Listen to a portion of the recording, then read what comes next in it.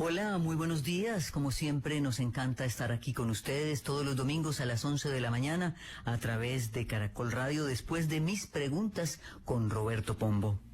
Recientemente se cumplió en todo el mundo el Día de la Acción Global por un aborto legal y seguro. Por esa razón, hoy queremos en familia despejar dudas acerca de este tema, mirar cómo avanza el país tras año y medio aproximadamente de la sentencia de la Corte Constitucional que despenalizó el aborto hasta la semana 24. Lo que se ha logrado establecer es que aún hay barreras, aún hay dificultades, y estamos hablando de que son dificultades y afectaciones que caen principalmente sobre las mujeres más vulnerables, como las migrantes, las mujeres rurales, las personas LGBT. En fin, ese es nuestro tema de hoy. Les damos la cordial bienvenida. Sola, atrapada por los prejuicios sociales, vientre abultado, crece a ritmo forzado, nadie la quiere ver, nadie la ayudará, siente que hoy no puede escapar. Yo tengo derecho a decidir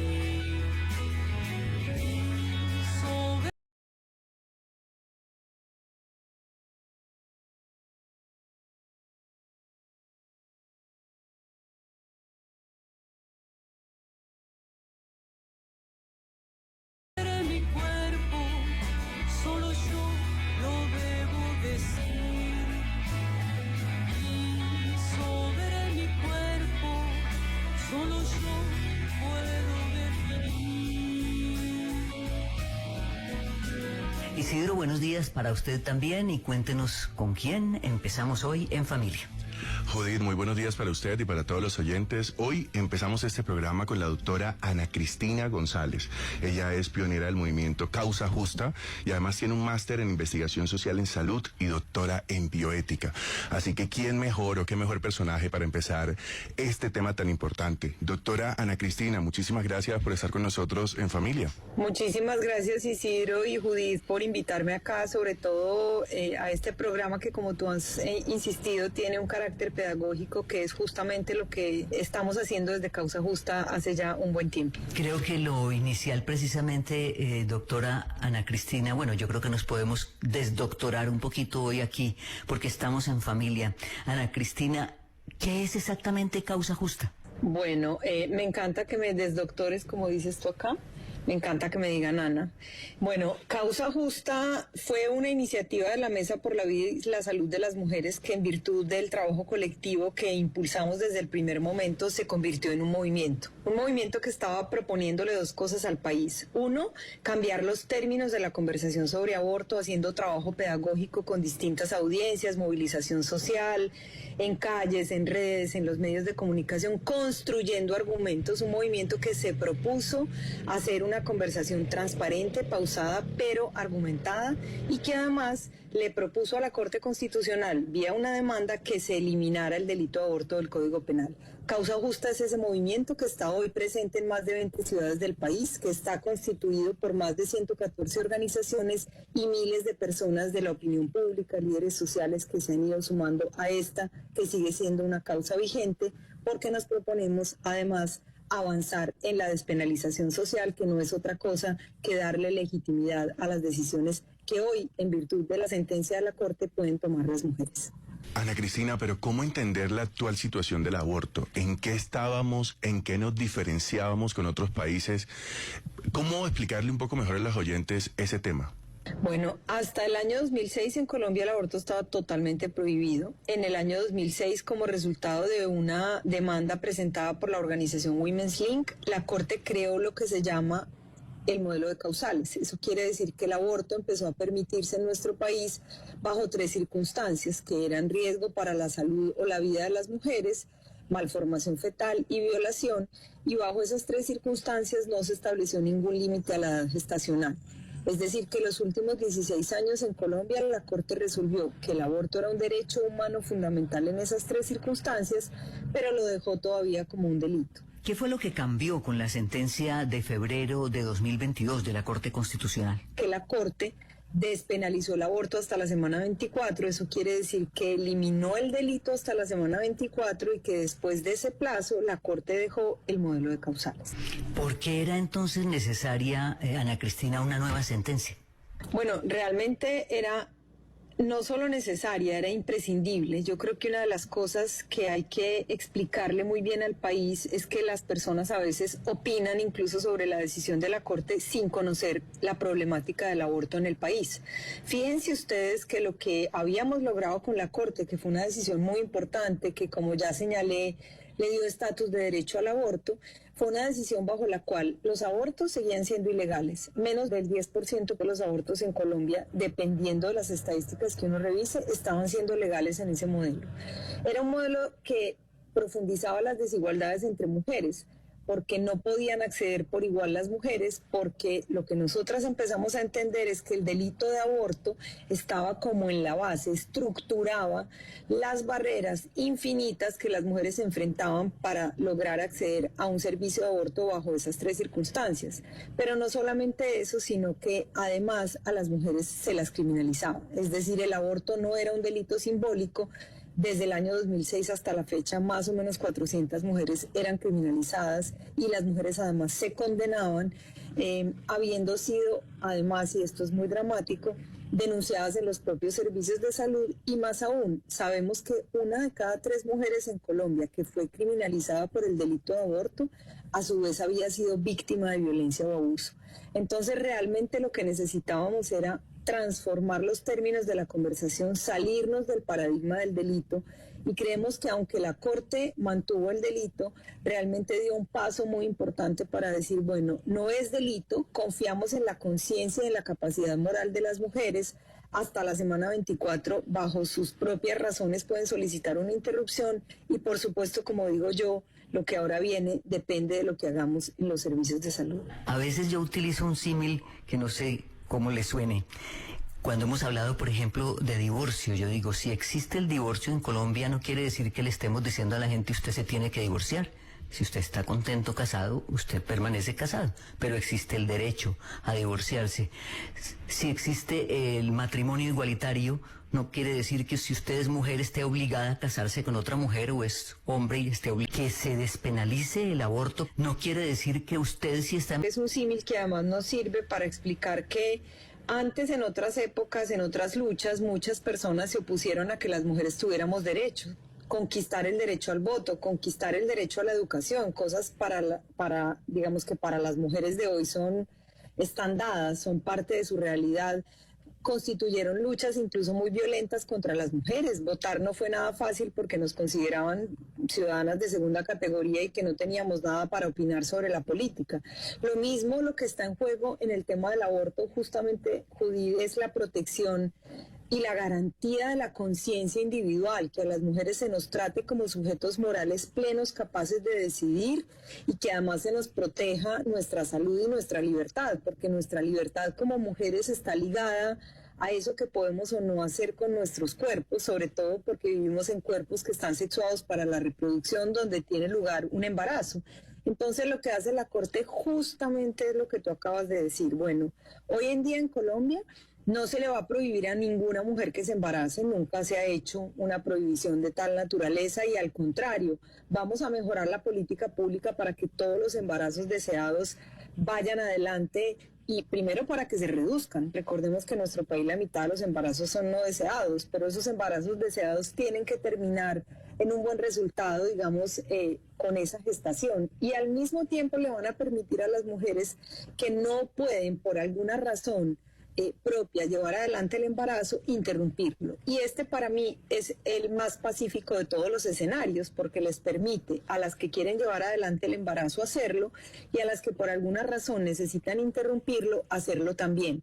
Y yo simplemente terminaría diciendo que para que además las mujeres puedan interrumpir de la forma más temprana posible el embarazo, porque las mujeres cuando desean interrumpir quieren hacerlo lo antes posible, lo que necesitamos es servicios de calidad, oportunos y disponibles, no barreras, porque las barreras son las que empujan a muchas mujeres a tener que interrumpir no tan tempranamente un embarazo. Entonces coincido completamente con usted. Ana, ¿por qué no aprovechamos esta oportunidad para hablar de esas mentiras que siempre se dicen sobre el aborto? Que sea usted quien desmitifique esos temas que siempre vemos en el argot popular. Una justamente tiene que ver con esto que estábamos diciendo, que ahora las mujeres van a abortar en la semana 24. La experiencia del aborto es una experiencia individual, profundamente individual. No para todas las mujeres es una experiencia traumática, para muchas mujeres es una experiencia liberadora. Liberadora porque una maternidad, no solamente un embarazo, sino una maternidad, pues transforma todo tu proyecto de vida. Es como si alguien te pidiera por un rato prestada tu vida y escribiera tu biografía, no aquella que tú misma quisieras escribir.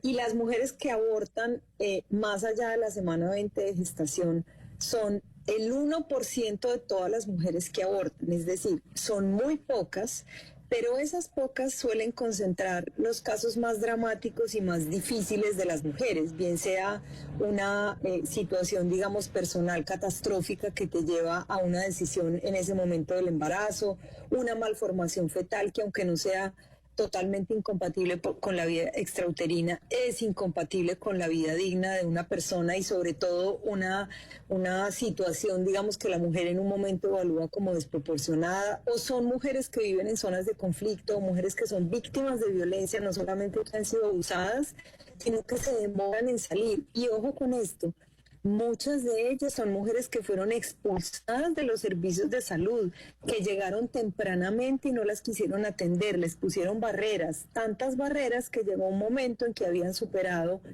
las 20 semanas. Dicho de otra manera, digamos, este mito que tiene un lado positivo es que la mayoría de las mujeres abortan tempranamente, no abortan tardíamente. El 85 a 90% de los abortos, incluso en nuestro país donde hay barreras, ocurren en las primeras semanas de la gestación. Lo que hace la decisión de la Corte es, al quitar el delito hasta la semana 24, contribuir a que se reduzca el estigma, que los servicios se presten con calidad y oportunidad y las mujeres, en efecto, puedan hacerlo. El otro mito que a mí me gustaría señalar muy brevemente es el mito de que ahora van a salir todas a abortar o que lo vamos a usar como un método anticonceptivo. Primero, las mujeres en Colombia usamos métodos anticonceptivos modernos hace varias décadas. Esto es un poco insultante no solamente con las mujeres, sino también con las políticas públicas. No necesitamos el aborto para usarlo como método anticonceptivo, puesto que en Colombia están disponibles y la mayoría de las mujeres, 90% de las mujeres en unión los usan. Claro que hay desigualdades entre territorios y grupos de mujeres. Y lo otro, como si la libertad de las mujeres fuera una especie de libertinaje, como si a las mujeres no se nos pudiera reconocer, como en su momento no se nos reconocía la inteligencia para votar, la inteligencia para tomar decisiones emocionales. Si una mujer decide interrumpir un embarazo, es porque no era posible llevarlo adelante en el, digamos, en el contexto de su propio proyecto de vida, pero no porque las mujeres todas vamos a salir a abortar. Ese sí que es un mito, digamos, insultante con nosotras, pues como ciudadanas plenas que somos. Es Ana Cristina González, médica pionera del movimiento Causa Justa, quien nos ha acompañado hoy en Familia en este programa pedagógico sobre qué es exactamente lo que ha cambiado en materia de aborto en Colombia. Muchas gracias por estar con nosotros en Familia. Muchísimas gracias a ustedes por esta invitación. Los deportes en Caracol Radio. 11:22 en la mañana siguen llegando jugadores de la selección colombiana de fútbol a Barranquilla y también integrantes de la selección de Uruguay. En el aeropuerto Ernesto Cortizo, Giovanni Cárdenas. Edward acaba de llegar hace unos 15 minutos procedente de Bogotá, el delantero de Millonarios, Leonardo El Chacho Castro, que se une a la selección. Llegó feliz, contento, lo tomó por sorpresa el llamado que le hizo el profe Néstor Lorenzo, pero está confiado en lo que está haciendo en el fútbol colombiano. De inmediato se fue a la concentración el Chacho Castro, que reemplaza a Diego Baloyes, lesionado, jugador del Jaguares. Hasta el momento en Colombia, Álvaro Montero, Mateus Uribe, Frank Fabra, Kevin Mier y ahora Leonardo El Chacho Castro están en concentración. En Uruguay llegó hace una hora Georgian de Arrascaeta, la estrella del Flamengo, que ayer jugó y su equipo empató 1-1 de visitante con Corinthians. Perfecto, Giovanni. Recordamos la decisión que ha tomado la Junta Directiva de Santa Fe, terminar la relación laboral con el técnico Uber Boder después de la goleada 5-0 frente a Águilas en el Estadio del Campín.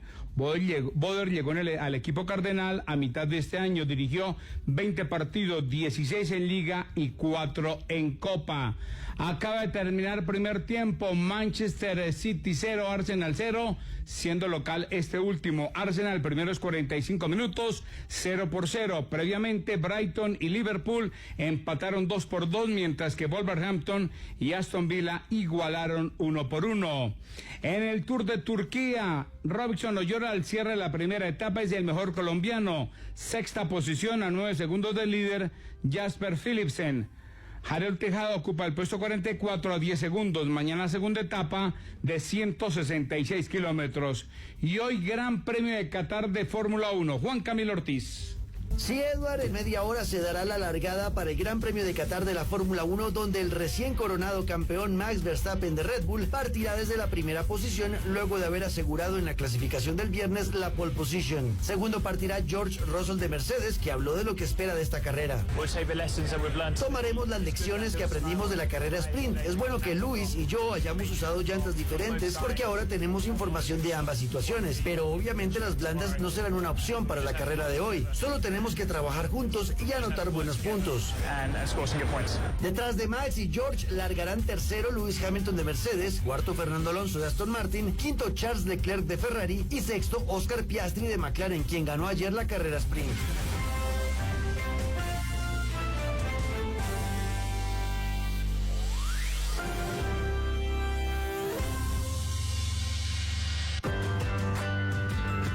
En Caracol Radio, la vida se disfruta en familia. Vive la vida con bienestar.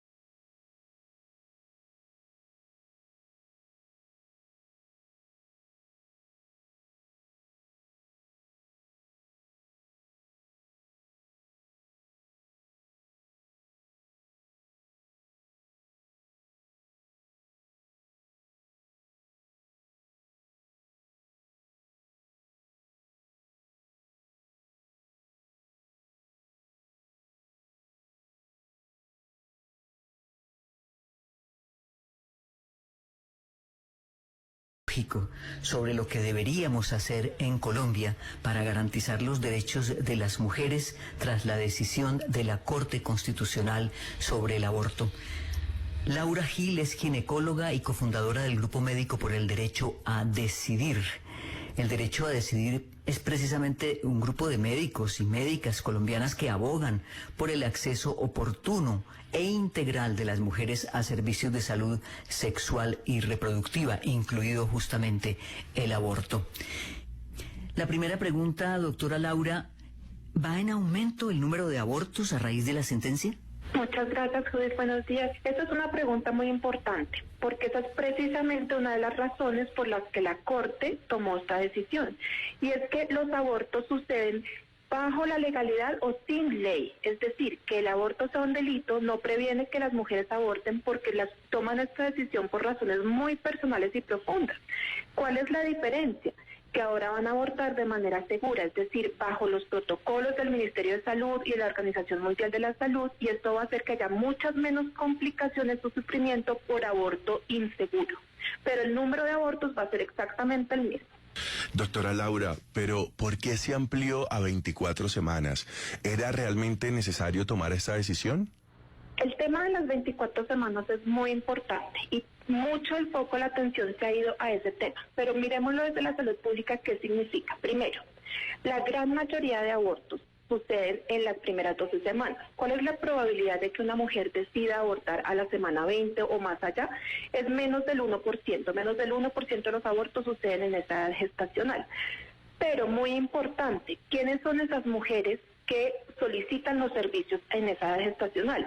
Mucha gente en su ideario piensa que son mujeres que han estado esperando los 6 meses para decidir si abortar o no, o que toman la decisión tardíamente, o que lo toman a la ligera. Realmente, y esto tiene evidencia científica muy importante, son precisamente las mujeres más vulnerables las que terminan solicitando un aborto a la semana 24, y por razones ominosas, por razones ajenas a su voluntad. Muchas mujeres no se han dado cuenta que están embarazadas, muchas son mujeres muy pobres que no tienen los recursos para consultar, o literalmente vienen caminando desde su pueblo o desde su comunidad indígena para encontrar servicios en la ciudad.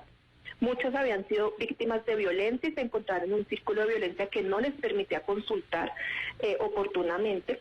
Y por eso es que desde la salud pública los límites de edad gestacional lo que buscan es precisamente proteger a la mayor cantidad de personas posible.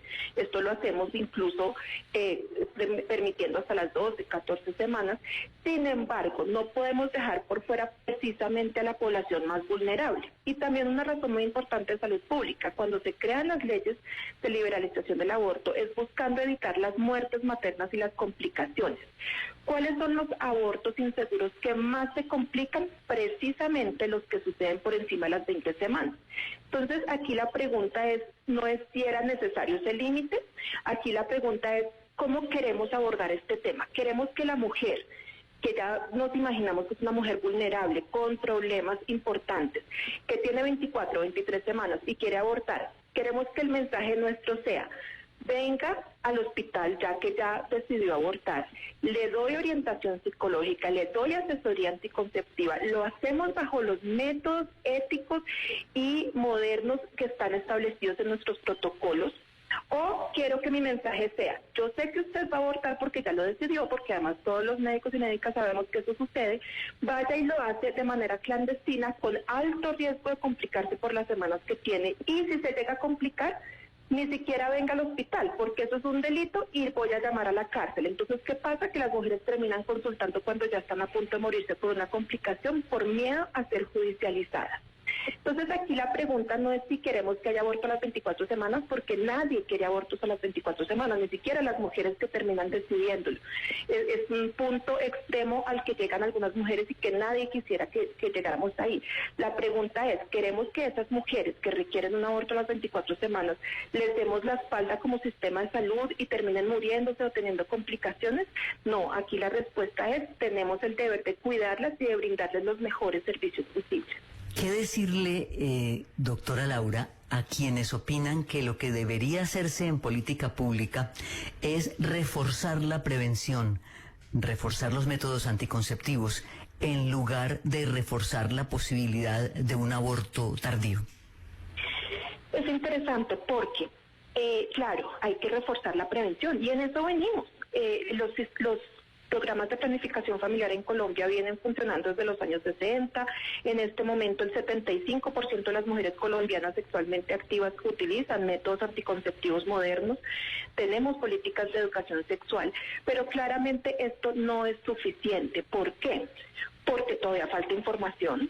Las personas que dicen eso están asumiendo que todas las mujeres tienen el mismo nivel educativo, han recibido la misma educación sexual, tienen la misma oportunidad que otras mujeres más educadas de prevenir un embarazo no deseado, y eso realmente no es cierto.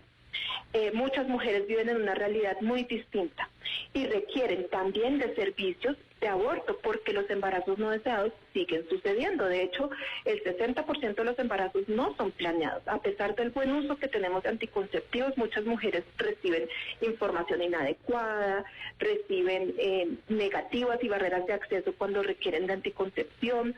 Entonces, claramente sí hay que reforzar los programas preventivos, pero precisamente esta es una de las maravillas de esta corte, de esta decisión de la Corte, y es que lo que pedíamos como movimiento Causa Justa era que el aborto no se manejara como un delito, sino como un servicio de salud regulado desde la salud. Es un servicio que va a ir acompañado de forma integral de asesoría psicológica, de asesoría anticonceptiva, de detección de violencia basada en género. ¿Y esto en qué va a resultar a largo plazo? Es súper interesante. Existen herramientas estadísticas que nos permiten calcular el impacto de estos servicios.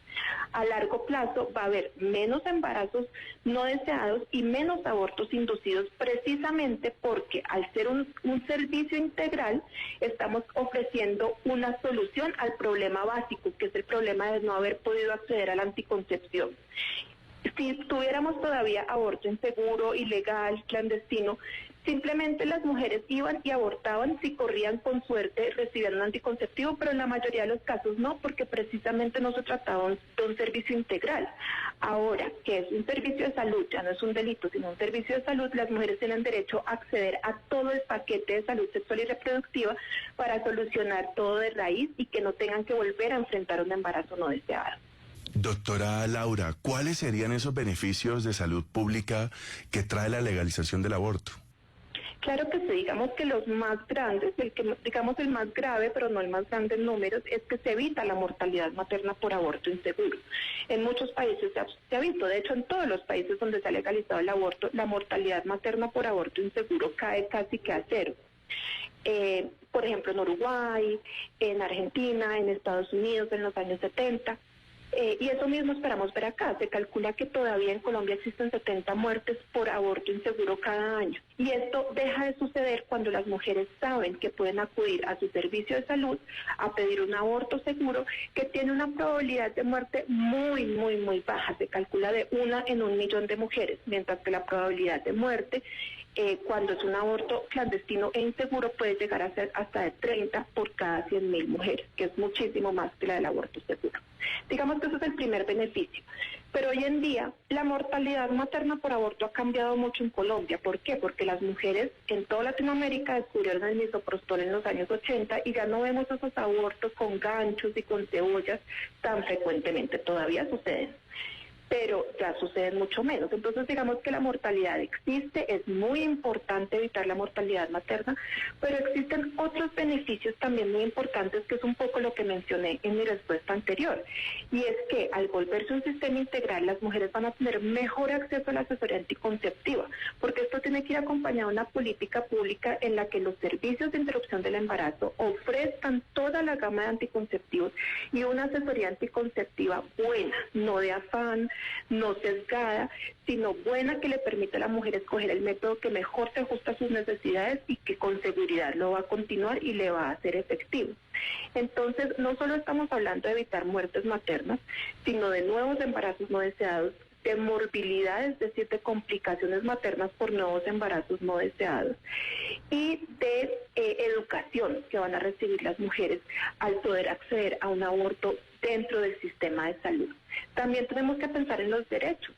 Por más de que una mujer pudiera acceder antes a un aborto clandestino, que digamos, si corría la suerte de que fuera seguro, igual se estaba enfrentando a la ilegalidad, es decir, corría el riesgo de ir a la cárcel. Y esto desde el punto de vista de salud, pues le quita dignidad al sistema de salud, a los servicios de salud. Hoy en día podemos decir que las mujeres tienen derecho a un sistema, a unos servicios de salud dignos e integrales para evitar complicaciones en su vida y en su salud. ¿Pueden las mujeres hoy por hoy acudir a la CPS antes de las 24 semanas de gestación a solicitar la interrupción voluntaria del embarazo sin encontrar barreras u objeciones, como, pues hay que decirlo, ocurría aunque existiera la primera sentencia que despenalizó el aborto? Tienes toda la razón y me iba a referir precisamente a eso. Llevamos 16 años con una sentencia que permitía el aborto dentro de unos márgenes bastante amplios. Es decir, las mujeres podían acceder al aborto por un embarazo no deseado. ¿Por qué? Porque la maternidad forzada obviamente representa un riesgo para la salud mental de las mujeres, que ellas no estaban obligadas a correrlo, pero que veíamos que les ponían barreras, iban a la EPS y les decían que no, o el médico, la médica, la enfermera les decían que no tenían derecho. Y precisamente esa era una de las barreras más grandes y es una de las que vamos a superar con esta sentencia. Es cual que las mujeres, primero, entienden que tienen el derecho a solicitar el aborto, porque creemos que ellas están en la capacidad de identificar esos riesgos y de decidir no correrlos y decidir no maternar. Entonces, una de las barreras de las que las mujeres ni siquiera entendían que podían pedir el servicio, esa la vamos a superar. Pero segundo, antes las mujeres dependían de que un médico, una médica certificara que en efecto había un riesgo para su salud. Y cuando estamos hablando de un servicio como el aborto, en el que puede haber opiniones personales fuertes, imagínate si no existe la posibilidad de que alguien dijera, no, yo no estoy de acuerdo en que exista ese riesgo. Entonces, vamos a esperar un tiempo, vamos a hacer laboratorios, vamos a hacer exámenes, vamos a ir a una junta médica, y se empezaban a dilatar los servicios en el tiempo. Hoy en día eso ya no puede pasar. ¿Por qué? Porque la mujer ya no está sujeta a que alguien verifique si existe un riesgo. ¿Por qué? Si ella misma es consciente de que existe un riesgo. Esto fue precisamente lo que reconoció la Corte Constitucional. Entonces ya no puede haber todas esas palanqueras, digamos, personales que existían. Yo no creo que esto sea la solución perfecta, es decir, pueden seguir existiendo barreras, pueden seguir existiendo personas que tienen dificultades para separar su opinión personal de sus deberes éticos, profesionales, de brindar los servicios o de derivarlos en caso de que sean objetores de conciencia. Sin embargo, creo que las dos primeras barreras eran importantísimas. Es la doctora Laura Gil, ginecóloga y cofundadora del Grupo Médico por el Derecho a Decidir. Muchísimas gracias de verdad por participar hoy en Familia, cuyo propósito, lo subrayo, es un propósito estrictamente pedagógico. Ya regresamos. Por ti moveré la alegría hasta tu alma. El mundo se mueve cuando compartes el amor que tienes. Por ti moveré. El mundo se mueve cuando entregamos vidas, sueños, amores, ilusiones y esperanzas. En Servientrega evolucionamos para hacer entregas en otras dimensiones. Servientrega, mundo de soluciones.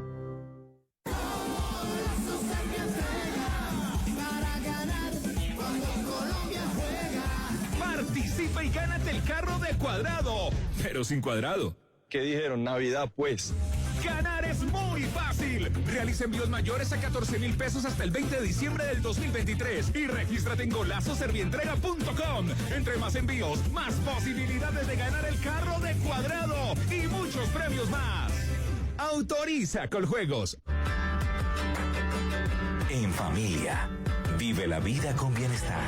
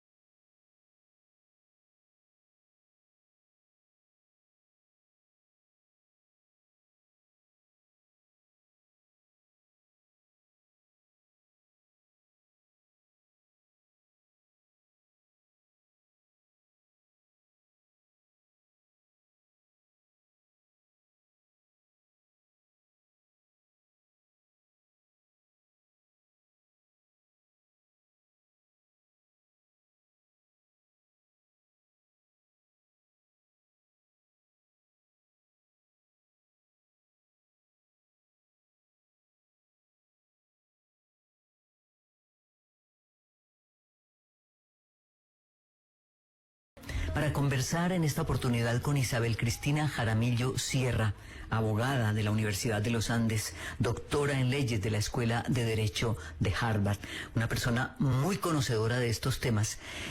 Doctora Isabel Cristina, con el agradecimiento por aceptar la invitación a En Familia, muy brevemente, ¿cuáles son los principales derechos que la Corte Constitucional acogió? Muy bien, como sabemos todos, la sentencia en su versión, digamos, completa todavía no está disponible, pero en las comunicaciones que la Corte ha hecho de manera formal nos ha explicado que aquí está en juego el derecho al libre desarrollo de la personalidad como derecho de autonomía, pero de manera muy importante el derecho a la igualdad. En particular porque la prohibición del aborto, según los datos que se pudieron aportar al proceso, pues están afectando más a las mujeres más pobres, a las mujeres rurales, a las mujeres racializadas y a las mujeres migrantes con situación migratoria irregular. Doctora Isabel Cristina, ¿puede seguir ocurriendo que cuando una mujer solicite el servicio de interrupción del embarazo, se encuentre con la respuesta de un profesional de la salud que le diga que no está de acuerdo, que él no practica ese tipo de intervenciones? Es decir, eso que llamamos en derecho la objeción de conciencia, ¿eso todavía puede darse? Gracias, Judith. Mire, lo primero importante es que el médico hoy en día ya tiene una regulación con la que debe estar familiarizado, porque esa regulación existe desde el 2006. La norma colombiana ha acogido ya la norma técnica internacional para el tratamiento de esas solicitudes. O sea, ya llevamos más de 15 años con una regulación sobre cómo tratar estas solicitudes en distintas etapas del embarazo. ¿Qué es lo que cambia? Que si está antes de la semana 24, el médico no necesita proceder a verificar ninguna condición o requisito, sino que sigue con el protocolo médico. Ahora, así como ocurría en el contexto de la sentencia del 2006, los médicos y médicas pues pueden objetar de conciencia. Lo que sigue siendo relevante es que pues sea efectivamente una objeción de conciencia argumentada y por escrito, y el médico, digamos, debe hacerse cargo de la referencia, es decir, debe remitir a la mujer a otro médico que esté en capacidad de tomar las decisiones relacionadas, porque como le digo, no siempre es una intervención, en muchos casos es formular y hacer un seguimiento al uso de unos medicamentos. Entonces, sí puede tener razones morales para estar en desacuerdo, pero debe expresarlas por escrito, deben ser acordes con la situación de la solicitud que se está haciendo y finalmente debe hacer una referencia a un profesional de la salud que sí pueda hacer la intervención. Entonces esto es importante. La objeción no puede ser institucional, no puede ser es que aquí en esta clínica no atendemos esto o aquí en este hospital nadie hace eso. Segundo, no puede ser meramente verbal. Tercero, tiene que ser argumentada. Y cuarto, hay una responsabilidad por remitir a la persona a alguien que sí pueda atender su solicitud adecuadamente. Esto es muy importante, eso último que acaba de decir, doctora Isabel Cristina. No hay objeción de conciencia institucional. Eso es lo que quiere decir. O sea, una institución no puede decir no. Ya existen las rutas y hay que activarlas.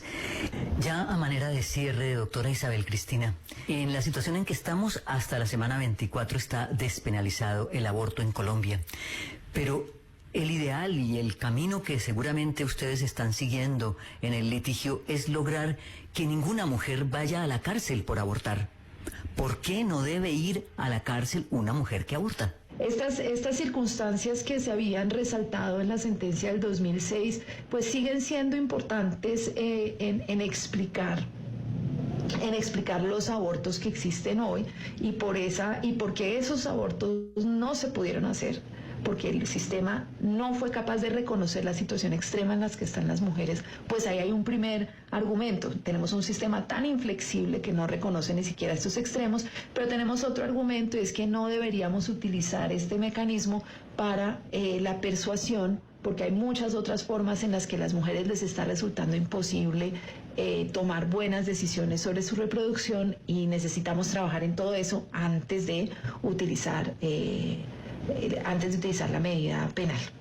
Pero lo otro, lo que también sabemos hoy en día, es que las mujeres llevan a cabo muchos embarazos no deseados. En Colombia las mujeres declaran alrededor del 25% de los embarazos, de los niños que nacen son embarazos no deseados. Entonces también sabemos que las personas que terminan sus embarazos lo hacen en situaciones bastante extremas que no hemos logrado reconocer y no hemos logrado, digamos, aceptar. Entonces, no solamente es que la criminalización en general debe ser la última medida que utilicemos para persuadir a las personas de un cierto curso de acción, sino que sabemos que en la realidad que tenemos, las mujeres que están optando por estas conductas están en situaciones de mucha marginalidad, de violencia, de muchas exclusiones, con embarazos, digamos, que van a implicar altísimos costos para sus vidas, o incluso con embarazos pues que no van a llegar a término porque son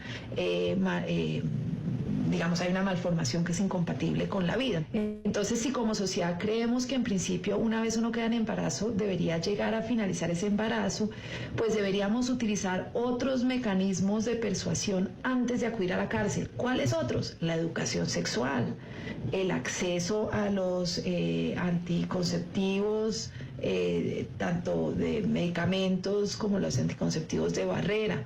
Deberíamos, digamos, trabajar también porque las mujeres no sean discriminadas en sus salarios, porque las mujeres tengan ingresos comparables, porque los hombres se hagan cargo de las cargas de la reproducción de la misma forma en la que lo hacen las mujeres, es decir, que haya una división social estricta de los trabajos de cuidado, que las mujeres seamos iguales participantes del mercado e iguales participantes en el trabajo de cuidado.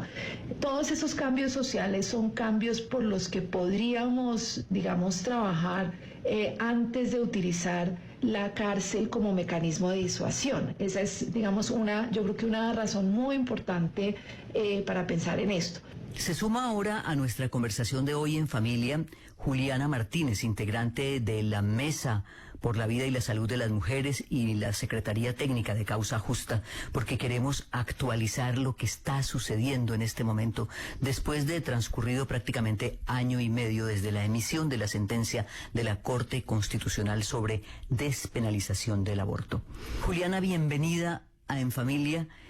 ¿Está funcionando en la práctica lo que decidió la Corte Constitucional? Muchas gracias, Judith, por el espacio. Hay que decir que hay unos avances importantes en términos de opinión pública y también, por supuesto, de implementación y de acceso en el sistema de salud. Sin embargo, persisten barreras de acceso. La Mesa por la Vida y la Salud de las Mujeres y la Fundación Oriéntame elaboraron un informe del primer año de implementación y ahí se identificaron 3 grandes avances. El primero es que las mujeres están tramitando de manera directa y por sus propios medios las solicitudes de IVES, y esto en la medida que hubo una disminución del 11% en las asesorías legales que brinda la Mesa. El segundo es que el acompañamiento legal que realiza la Mesa se ha especializado en casos en los que se presentan barreras de acceso que hacen que aumente la edad gestacional. Sin embargo, se dio un aumento del 27% en los casos que corresponden a las primeras 12 semanas de gestación. Y eso es muy importante porque si lo contrastamos con los datos de la Fundación Oriéntame, nos damos cuenta que la consulta en las 12 primeras semanas de gestación en el caso de la IPS se mantuvo en un 93%. Es decir, que las mujeres acuden tan pronto como les es posible. Y el tercer hallazgo es que se ha dado un aumento del 15% de las mujeres que accedieron a través de su EPS. Es decir, que mujeres que antes estaban pagando de su propio bolsillo el procedimiento, aún encontrándose afiliadas, ahora se lo estaban reclamando a su EPS, de manera que éstas estaban cumpliendo con su obligación. Ahora, en cuanto a las barreras de acceso, hay que decir que es preocupante lo que se presenta con unos grupos específicos de mujeres y en algunas zonas del país donde no se encuentran disponibles los servicios. Y por barreras nos estamos refiriendo a gente que sigue desconociendo que es legal en el país el aborto hasta la semana 24, pero también a interpretaciones restrictivas. Por ejemplo, en el caso de las niñas, cuando se les cuestiona su autonomía, y se pide que tengan el aval de un representante legal o de su tutor legal. Y por último, fallas en el sistema, y aquí nos referimos cuando los profesionales no se encuentran capacitadas. Hay que mencionar la situación particular de las mujeres indígenas, donde en algunos casos se consulta a las autoridades desconociendo la autonomía que tienen ellas sobre su propio cuerpo. Verdaderamente, escuchándola, Juliana, se da uno cuenta de que los avances apuntan justamente a ese temor que existía cuando se emitió la sentencia, y es que no iba a redundar en beneficio de la salud de las mujeres, y resulta que sí, están yendo directamente, están yendo pronto, está aumentando la consulta, y esas barreras, aunque persisten, pues usted nos dice que ha ido ganándose terreno. Creo que ahí el punto concreto es: ¿qué deben hacer entonces las mujeres? ¿A dónde deben acudir si les niegan la prestación del servicio por cualquiera de las causas que usted nos ha dicho? Porque se desconoce la legalidad, porque se restringe por la edad o porque el sistema no funciona. Por supuesto que ha habido avances y yo creo que siguen existiendo retos en materia de implementación, muchos de ellos asociados a las creencias particulares y que contrarían la norma de los prestadores, que en muchos casos imponen obstáculos que no están previstos. Cualquier mujer en el país, hombre trans, persona no binaria, cualquier persona que se encuentre en estado de gestación y que desee, de acuerdo con lo que su proyecto de vida le está planteando, con el análisis que hace de esa circunstancia particular, interrumpir un embarazo, debe acudir en primer momento a su EPS y a su IPS. Y esto es una manera de recordarles que este es un servicio incluido dentro del plan de beneficios de salud, de manera que debe atenderse en los términos de calidad. Esto, lo que ha sucedido con la implementación, derriba muchos de los mitos que se pensaron en algún momento. Por ejemplo, que las mujeres iban a esperar hasta la semana 24. Eso no es así, y en esa medida, cada vez que una mujer, una persona con capacidad de gestar, desee interrumpir su embarazo o desee incluso asesoría para conocer sus opciones, debe acudir a su IPS. Hay EPS que tienen convenios con IPS privadas, donde también se especializan en brindar estos servicios, y por supuesto la Mesa por la Vida y la Salud de las Mujeres brinda un servicio de información y también de acompañamiento legal cuando sea necesario. Nos pueden buscar en redes sociales, estamos como Mesa por la Vida. Doctora Juliana, una precisión importantísima, y es: ¿cuál es realmente la situación de acceso para las niñas, para las mujeres menores de edad? Porque nos decía usted que esa es una de las barreras. ¿Cuál es el derecho y cuál la exigencia que ellas pueden hacer? La Corte reconoce lo que se considera la capacidad evolutiva de las niñas, es decir, que de acuerdo con su edad, con su contexto, con lo que pueden comprender para su edad, se les debe explicar las alternativas que tienen. Y hay que recordar también que todo embarazo en menores de 14 años se presume una situación de violencia sexual.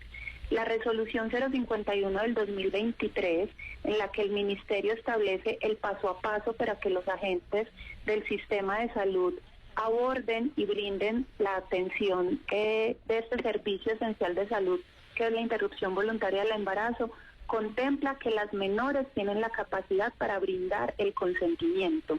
Entonces aquí, en situaciones donde se presenta una contradicción entre el deseo de la niña y la de los adultos que la acompañan, sean sus padres, representantes legales, debe primar el deseo de las niñas. Lo contrario sería someterlas a una situación de maternidad forzada, con los efectos nocivos para su salud física y mental que significa llevar adelante un parto sin desearlo. Doctora Juliana, muchísimas gracias por estas aclaraciones, estas precisiones, esta información que nosotros suministramos a través de nuestro programa En Familia, con ese propósito, el propósito pedagógico de que se sepa exactamente qué es lo que está sucediendo, cuáles son los derechos, cómo han sido protegidos por la Corte Constitucional y qué está haciendo realmente el sistema de salud. Muy amable. Muchísimas gracias. Agradecemos muchísimo a quienes han participado hoy en el programa, las abogadas las especialistas en este tema, las médicas que han venido trabajando en las jornadas muy amplias y muy extensas en el país para lograr que los derechos de las mujeres sean respetados y en este terreno del aborto legal y seguro, especialmente. Muchísimas gracias de verdad a ustedes también en sus hogares por estar atentos a En Familia, por conectarse siempre con nosotros. Recuerden que está abierto el correo enfamilia@caracol.com.co para escuchar sus inquietudes, para recibir sus propuestas y sugerencias. Los invitamos ahora a quedarse aquí en Caracol Radio porque ahora vienen las noticias. Elecciones locales